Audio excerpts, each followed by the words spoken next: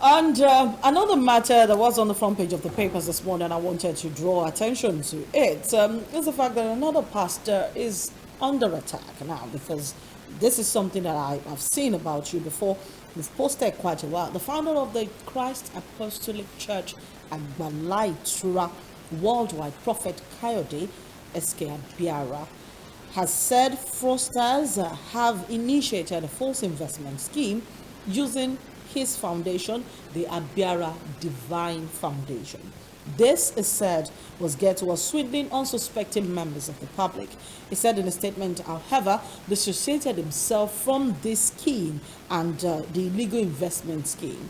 In a statement signed by his son, Pastor Isaac Abiara, Abiara clarified his foundation was not giving out money or investment or requiring beneficiaries to register with a bank account. According to him, the foundation never asked anyone for such requirements, and the foundation has no affiliation of any sort with any investment scheme. It has come to the attention that there are false reports that the Abiara Divine Foundation is giving away money and investment with requirements to register with a bank account. Neither Papa Abiara nor the foundation will ask for account information of anyone to give assistance. So in addition, the foundation is not affiliated with any of this investment scheme. So for all Nigerians who jump on this, you see it on your social media platforms, you send it every day to WhatsApp, and you find yourself jumping on it, and you think because it has the name of a pastor that there must be a benefit to it. You're about to fall into a very elaborate scheme. It has nothing to do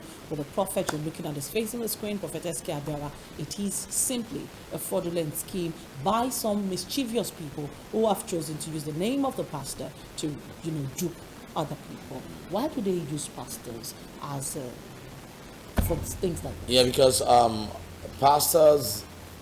I know you've. It's now, and it's still happening. Oh, it's still happening. Now, if not for the way I made up my mind to start, saying things out, speaking my mind out, there are a lot of pastors out there going through a lot. They'll say, don't talk, you're a pastor, just ignore, you're a pastor, keep quiet. Till the pastor will just go down, die, and the church will collapse. He wouldn't talk. But I've been able to realize now that everything in the world has changed. If you are keeping quiet, people will believe, yes, that's what is really happening. I've seen people being duped with my name. They created Instagram pages on my name, Facebook, and different ones, and they have collected money. There was someone who collected money from someone who wanted to buy a wheelchair, and the person said he will buy her another wheelchair. When the person reached out to me, I sponsored the person. So it's happening everywhere. This is the time you need to speak out. When they are saying something about you, when it's not yours, say it out. Open your mouth and say it before they nail you to death. Because there are some people who are so manipulative, and they believe attacking pastors will make them trend or make them become great. And everybody wants to trend on social media now. It's the trend. So it's your choice. People want to trend because you guys are popular. If they're able to talk about you on social media, they get followers. Well, it's your choice if you allow them to trend you to death. And if you allow the world to know what your parts of the stories are, so that they will not condemn you to death when they take you to court of public opinion. Because information is so information is so powerful now, and if you're not able to say part of your own side of the story, they will end you just like that in glory, and you become a story. They will sell, they will make money, they will do all that. Say your own part and move on. It's your choice if you don't like what I'm doing. It's your choice if you like what I'm doing. My own choice has got to do with my own convictions that what I'm doing, okay, it's fine. It's not bad if you criticize. We have positive criticism. Sometimes they criticize you to readjust you, to realign you, and you get yourself readjusted.